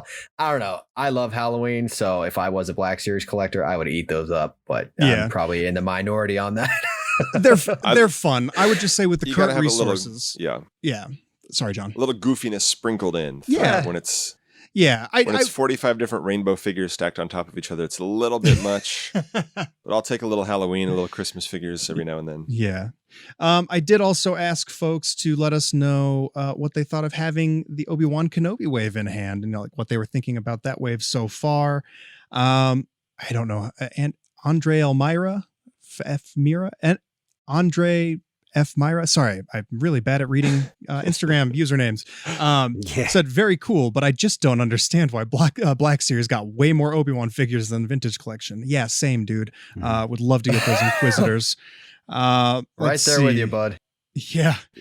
Still going back and picking up some Mando figures. Hopefully we'll do the same for Obi-Wan if we keep. Yeah, I think Obi-Wan was successful enough and popular enough property. I wanted to go. We'll see. On that topic and going way back to the plastic free stuff, in addition to just what all the big names said, there was a lot of noise, just everybody commenting and flooding everything saying, we don't want this, I don't want this, this sucks, this is a bad idea. If you do that, and it worked. So if you keep doing, be polite, be nice, but make noise. Yes. If you say, we want Obi-Wan figures. If you say we don't want Obi-Wan figures, whatever it is, I do want Obi-Wan figures. Yeah, same. Yeah. If you say I don't want Obi-Wan figures, respectfully stop listening to this podcast right now. But so meaning make your voices heard. And if everybody's kind of saying the same thing, they will take note of that. So yeah. Yes. Minimate Geek says, I'll let you know if I ever get my hands on them. Let's see. Vance Armory. Great figures. The tailoring on Kenobi's robe is a bit of a letdown, though. Oh, man, I have to disagree there, Vance. I think that the robe was one of the highlights of the figure. Maybe you got a bad sample. Maybe I'll just send him some robes. Maybe you need to iron it. Iron it, bud. Yeah. Message Tyler and iron. Speak to Tyler. Yeah. Let's see. Start on a low heat so that you don't burn your robes. Low heat. 3DPO Customs says that Vader is amazing. Got mine yesterday and really hope to get a redeemed version soon. Yeah, I agree. That would be neat to see that sculpt in all white. Love that. Someone also noticed they moved real quickly past Book of Boba Fett. I'll just say that in both scales. Yes, that was from the Outer Rim. Yeah, they did really skip by Book of Boba Fett. I think that's for a reason, but anyway.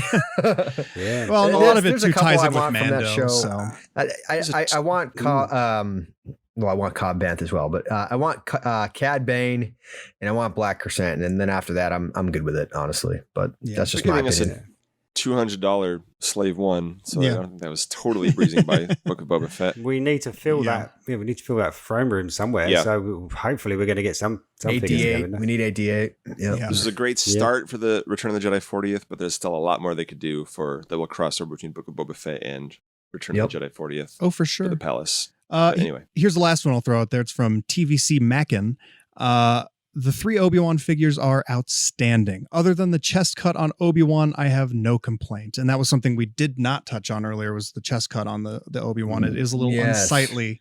Yeah, it doesn't add much to the figure either. It's like very slight articulation. Yeah. So back to the Imperial officers, I would be failing my fellow comrades in the community if I didn't say that we do not want a chest cut on Imperial officers like that. Don't do it, please. Yeah. It's so aesthetically jarring. Don't do it. I mean, with the Bespin guards, I mean, obviously one thing I noticed as soon as I started to pose those is they've got that line down the front of them. And as soon as you move them slightly, that line is off. And it's so jarring. It works on Obi-Wan because he has that plain single colored shirt. So it works out all right. It is just a little bit too much of a gap, but it overall doesn't bother me too much. I still think the figure itself is amazing. It's just a little ugly. For the officer, they just could put a ball joint at the belt. Down by the belt line. Yeah. I hope that's what they do. Yes. That would be the appropriate place to put it. Yep. Which looks like what they did with the new Cal Kestis figure. He's got a waist joint, but it's way down at the bottom of his vest where it should be, which is good. Makes sense. I like it. All right, friends. Well, hey, thank you to all those who wrote in and responded to those little inquiries. Welcome to the SWTVC podcast. You're in the canon now. Sound off in the comments on Instagram or shoot us a message, your thoughts on these reveals, on the episode, on life in general, all that fun stuff. Please rate and review the show if you haven't already. This is the part where we get a little beggy. If you haven't already, please do. It's a word of mouth show. Please tell your friends, tell your family, tell your enemies, tell whoever, tell the people at Target that are trying to find your toys in the back about our show. And they don't care, but just tell someone about it. Appreciate it. Your grandma. Yeah, your grandma. You just start installing it on all of your friends' phones, like subscribe on everybody's. Nice podcast today. This radio is weird.